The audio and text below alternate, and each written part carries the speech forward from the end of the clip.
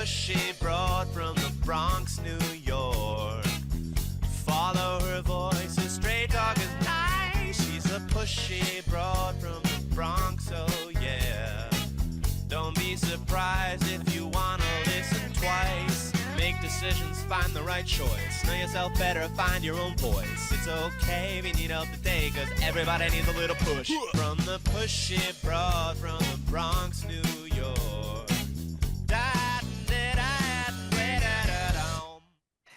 Welcome, Transformation Talk Network listeners. My name is Ellen Stewart, and I am the pushy broad from the Bronx.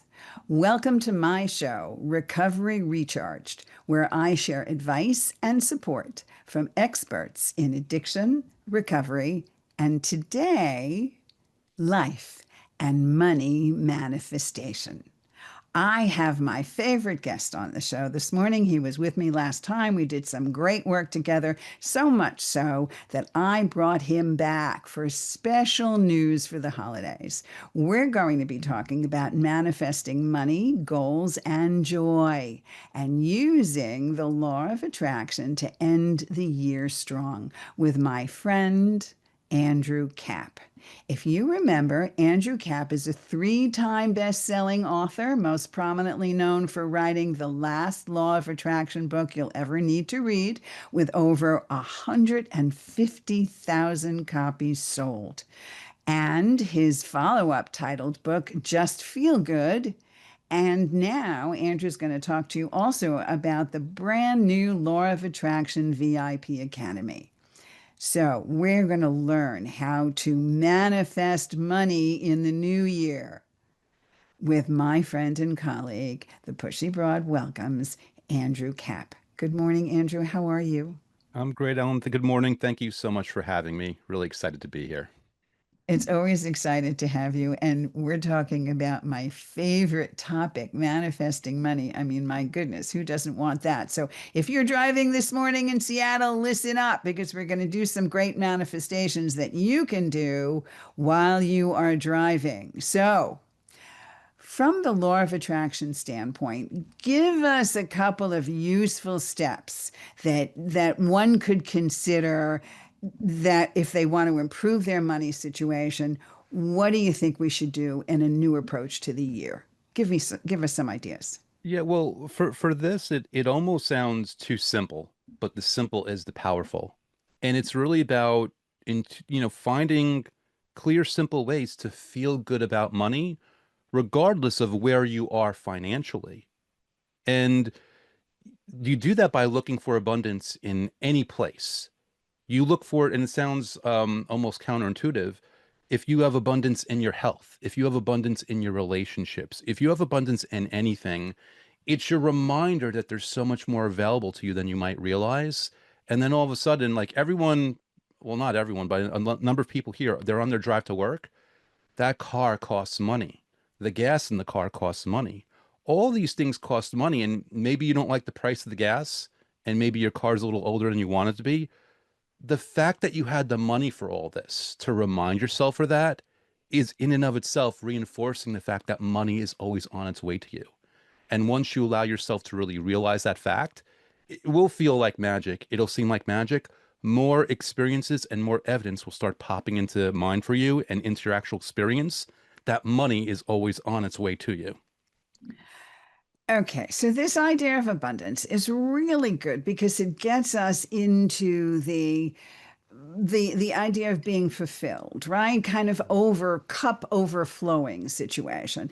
And you're right. Sometimes it's easier to think of abundance in relationships, abundance in the simple things rather than the lack of, right? Sometimes we go into, I don't have enough. So tell us why that could be a detriment in the manifestation process.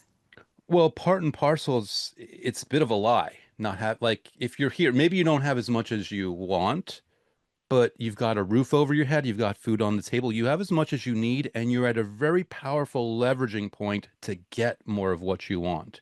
And let's put the universe aside. Let's just think about psychology and the power of your subconscious mind.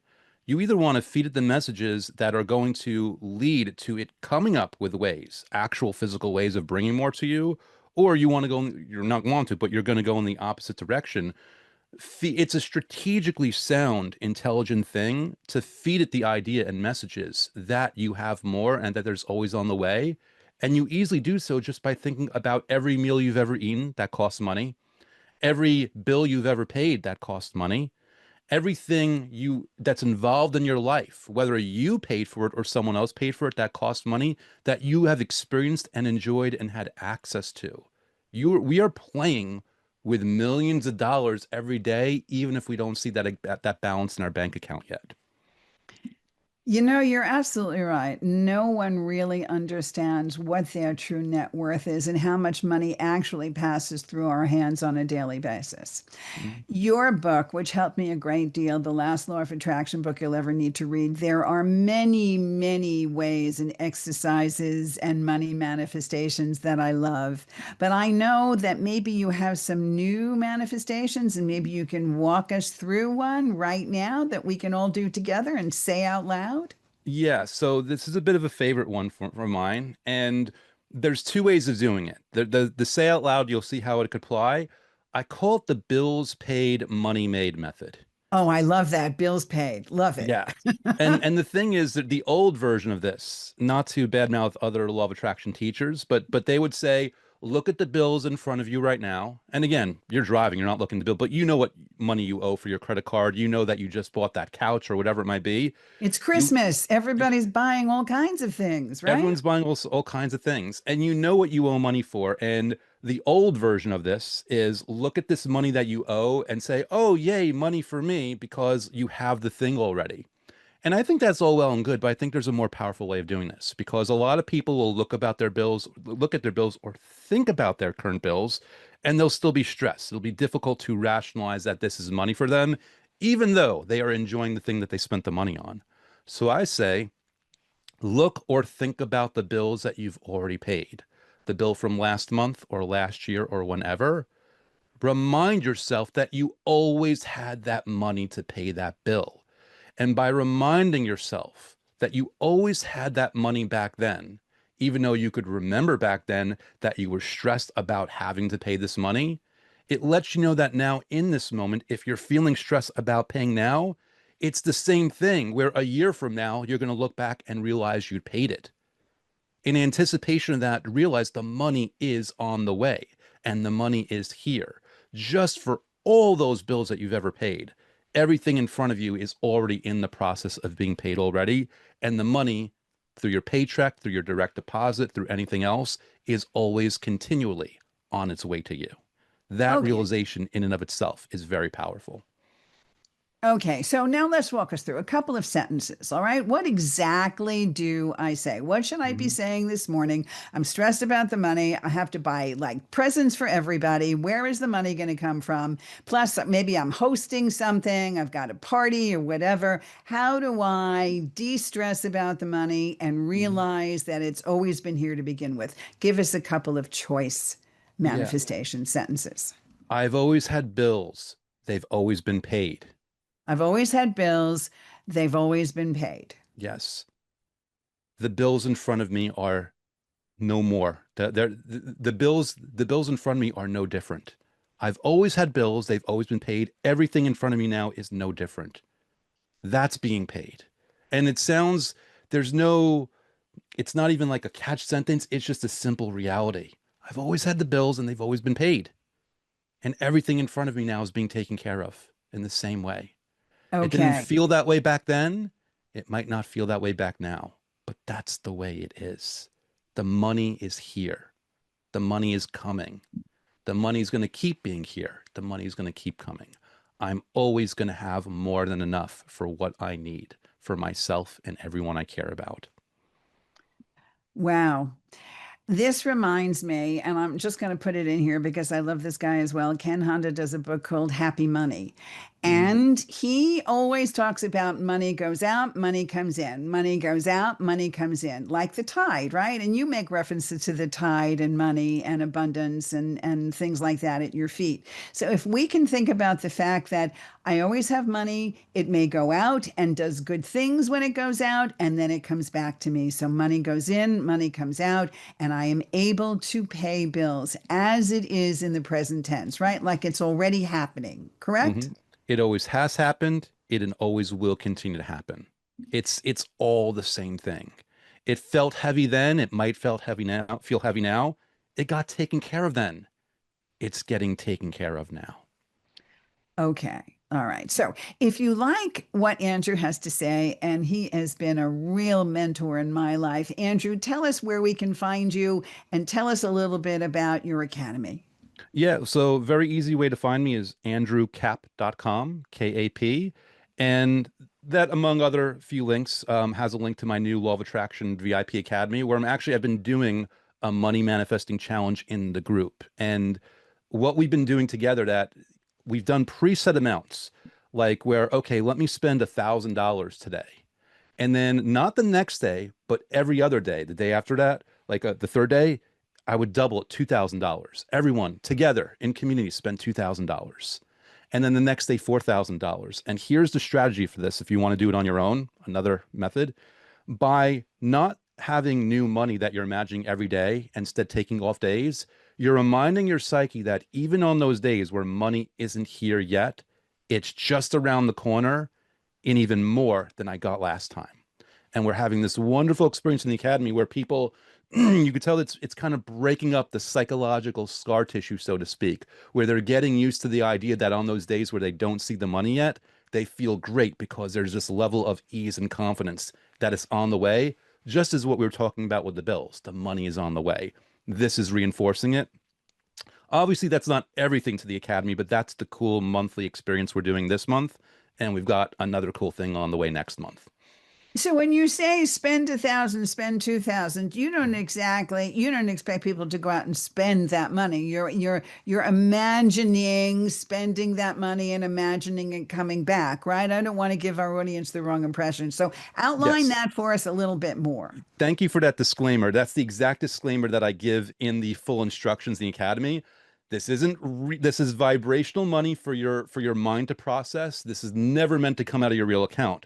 But what I want them is putting themselves through the emotional thought process of what they would spend their money on, what that's being done, so that they can go through that and actually and make those considerations. And when you're actually considering what to do with $1,000, even if you're not actually physically taking those $1,000 out of your bank account, is you're giving your subconscious mind the clarity and the information that you're at that level, and your subconscious mind, without you realizing it, is now going to go to work to find ways of making that extra $1,000 an actual reality for you. I see. Okay. So what are some of the things one would say to ourselves to make that happen? Couple of quick words. Yeah, well, I mean, really, it's not even words. It's like, how good does it feel? Like, everyone knows what they would do with an extra $1,000. So it's more of the decision to, like, oh, I'm going to pay off the credit card debt. I'm going to treat my mom to this really cool couch. I'm like, whatever you're doing with it, it's not even the words, it's the decision and the feeling of how fun is this to know to make these decisions about what I'm doing with this money. Because in when we're caught up in the minutia of life and we're paying those bills, we're not thinking about, like, even today, the deposit was $16,000 in our group. We're not thinking about what would happen if $16,000 dropped in my lap and I can spend it freely knowing that $32,000 is on the way the day after tomorrow because I'm doubling it. So Okay. it's not even about the words, it's about the decision and the feeling of ease that accompanies that decision. And it's also the feeling of understanding what it's like to feel the freedom of abundance without the oppression or stress. Exactly. Without putting yourself in that, you don't even have to, again, you clarified, they're not spending money out of their actual account. They're not putting themselves in anywhere close to financial peril. All they're doing is putting themselves through this mental process of what it is. And it sounds a bit silly, a bit childish. I call it a game in the academy, but we we process things through story and through gamification. Your brain works that way. Even as an adult, if it seems silly now, you learned more through stories and games as a kid because that makes a certain impression on your mind. Leveraging that knowledge and that understanding to your advantage, it could only do good things for you. So we treat it in the academy like a game. Cool, fun bonus money. What are you doing it with today? Let us know. And because everything is in a group, everyone sees everybody else's spending decisions, so they're inspiring each other. And here's the part that people listening, they might not get unless until they do it. I've actually built frustration into this because once you spend all this money vibrationally, and there will be $1 million day, you're actually going to have trouble thinking about what to buy at that point. And by going through experience like, oh, this is uncomfortable. I can't think of what to buy with all this money.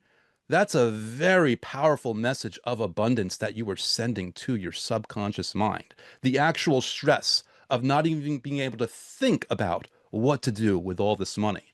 That's the experience that I'm building. And again, no one has to join in order to do this. You could do this on your own.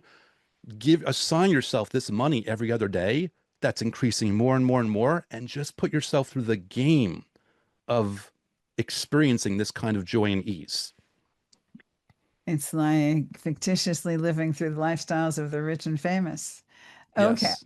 So I understand that sometimes some of us want to utilize specific goal setting, right? The process of improving their life and having specific goals along the way. How does this potentially interfere with the manifestation process? What do we have to watch out for, and how do we compensate for this? So everyone is different in their personality, but the thing is, everyone in their own way will respond to the level of specificity of what they want. All right, give me a What, concrete example. yes. If you say if I'm going to manifest $50,000 in 6 weeks, does that feel good or does that feel bad? If it feels bad, you've put in a level of specifics that's too much. So you say, okay, maybe not 6 weeks. I'll do it in 8 weeks. Does that feel good or bad? Does 10 weeks? Do you need a time limit? The thing about goal setting is you need to pick a goal that's only specific enough that it still feels good. Once there are details that put undue pressure, that's moving you in the opposite direction. Goal setting is just about choosing goals that you could feel good and aligned with so that you can, in a healthy way, keep moving in the right direction of them. Okay, very interesting. So sometimes people fall into the trap of making the goal too specific, that the universe may have other plans. So we get derailed by that. Yeah, too well, even too specific that they don't believe it and therefore they can't engage in that way with it. The universe might pleasantly surprise them even faster if they weren't even worrying about it. It can go faster or slower. But the key is to not put a goal out there. I'll put it this way. The message for me is always feel good while thinking about what you have or what you want or both.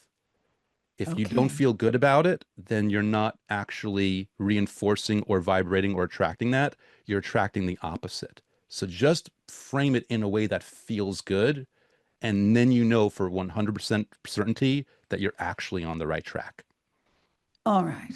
Okay. So how can people know the difference between the things they have in terms of reaching their goals Mhm. versus the things they should leave to the universe? How much do I have to do as opposed to what I should leave the universe do? Where's the line?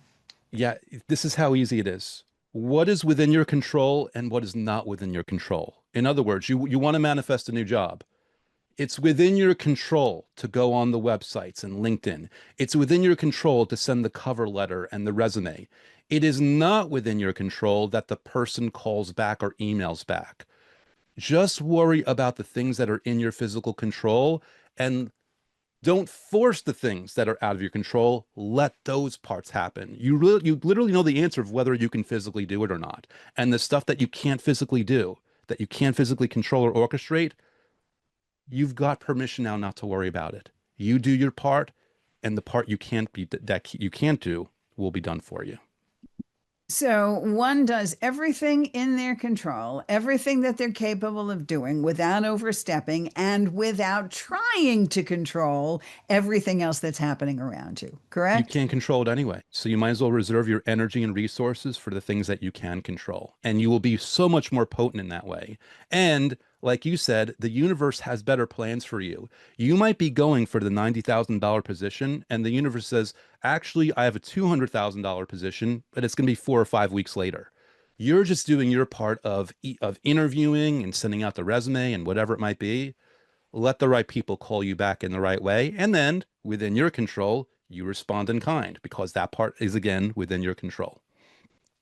So now that we're in the holiday season, how do people actually can they get happier, you think, this time of year if they don't exactly have everything they want, if it's a tough situation? Where do we find the happiness and joy if we've been struggling? How do we turn things around?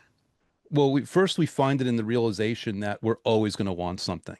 Even like the things that you want right now, you're going to get them, you're going to want something else. The secret that I found is genuinely being happy to whatever measure you can with where you are now, with the understanding that there's always going to be more.